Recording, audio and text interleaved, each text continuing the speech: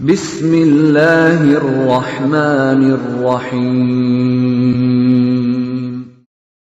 وَلْتَكُنْ مِنْكُمْ أُمَّةٌ يَدْعُونَ إِلَى الْخَيْرِ وَيَأْمُرُونَ بِالْمَعْرُوفِ وَيَنْهَوْنَ عَنِ الْمُنْكَرِ.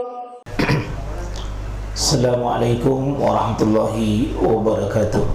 Makanya Nabi SAW di Madinah lebih mudah digumpul orang-orang soleh. Dia membentuk sebuah kulkas besar namanya Madinah Al-Munawwarah, sebuah peradaban. Dia membentuk sebuah masyarakat disolehkan. Kalau di Mekah, jangankan mensolehkan orang, diri saya susah soleh. Sangat dikepungkan orang-orang yang dosa. Pergi ke di masjid ada mitai di kepala. Ya. Sekarang coba Anda Pak, di masjid saja, nah orang-orang tidak taat sama sunnah, aduh asing rasanya. Dilihat tata cara azannya aduh bermasalah, iqamahnya banyak narubah-rubah, mana sapnya aduh sap sembrono, mana imamnya aduh imam bikin pusing di belakang, ya, mana mengatur masjid itu sudah asing maki rasanya. Karena itu Pak, mungkin pernah antum rasakan ya, kalau masuk di masjid ini enaknya rasanya, kalau masuk di masjid sini tersiksa rasanya. Apa cara-cara masjid yang benar?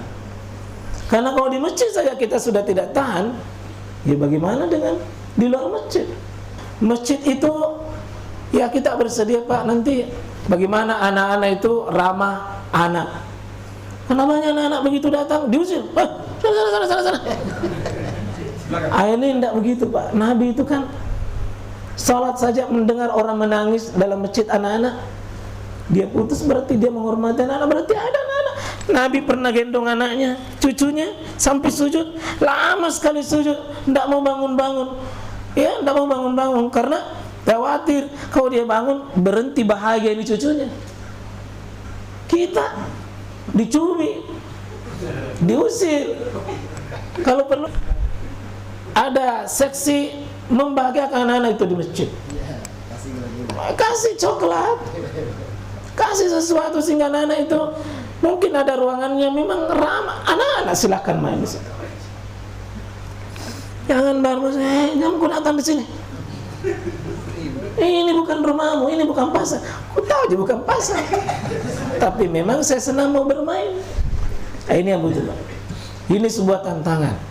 Salah satu nanti ruangan membahagiakan kita itu masjidnya. Mana masjid yang memang memiliki sistem. Disitulah kita belajar bersyariah. Bagaimana masjid yang sesuai syariat? Standarnya apa? Ya, kita ilmui baru bangun. Kita ilmui baru bangun.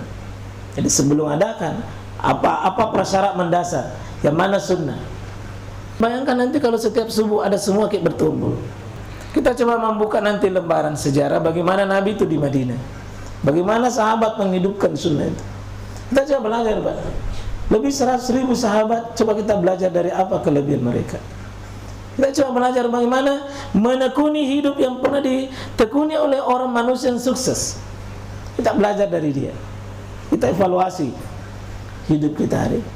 Kita ini mempertahankan rumah saja Pak untuk bisa soleh, luar biasa. Mungkin kalau kita masih suami istri dengan kita keluarga inti ya, tapi kita datang keluarga, ya masih istiqomah kita untuk bertahan. Ya ini kemarin itu datang itu beberapa hari yang lalu datang keluarga, saya bilang kasih tahu memang tidak ada itu puntung rokok dan jangan merokok dalam rumah. Tidak ada itu. Kalau mau merokok di luar rumah. Ya, alhamdulillah dia perokok berat tapi alhamdulillah tidak merokok aja. Ya, sebab kalau pertama dia merokok mungkin saya keluar atau dia saya suruh keluar. Nah bagaimana menyuruh keluar tamu? Ini satu masalah. Kenapa sering ibadah kita kempes, suruh semangat? Karena kita masih sendiri, kita masih jalan sendiri, tidak ada dukungan. Coba lihat kan sahabat Nabi di Mekah, apa ada orang soleh Pak? Wah, ada yang mau terang-terangan untuk mau mengamalkan.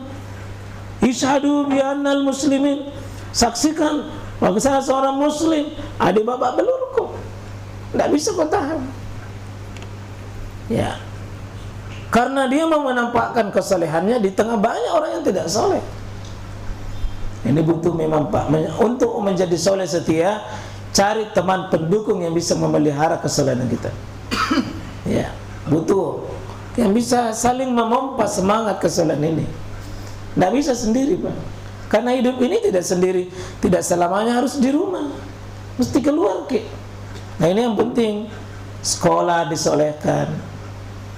Ya, saya sudah bilang itu, mohon bermaksiat itu guru kalau pergi suruh anaknya pergi beli rokok.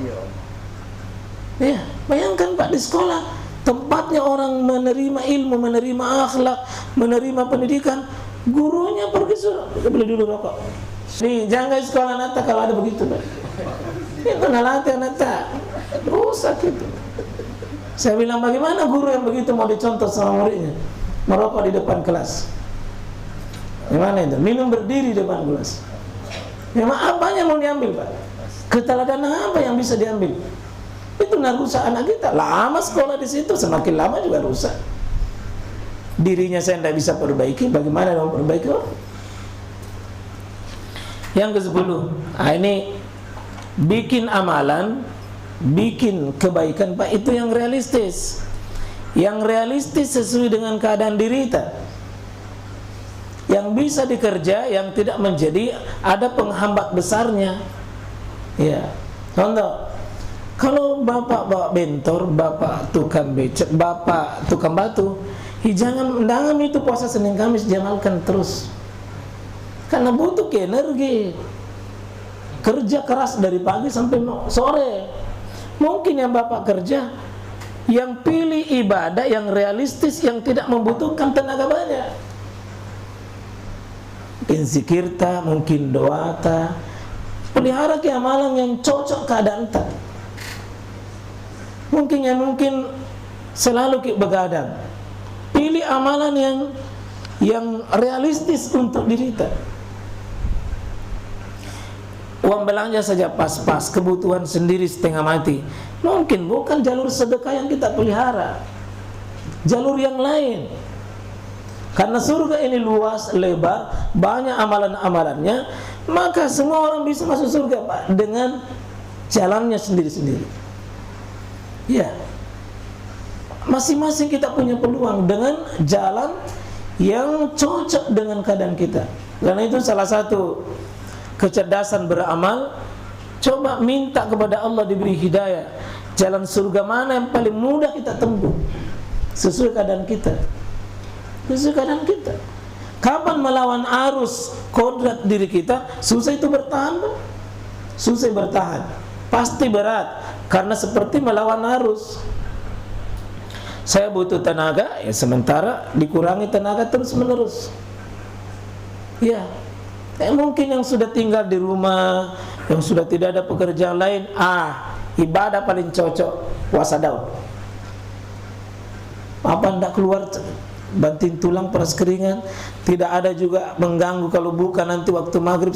Memang betul-betul ibu, bagus diamalkan puasa Daud, minimal Senin Kamis.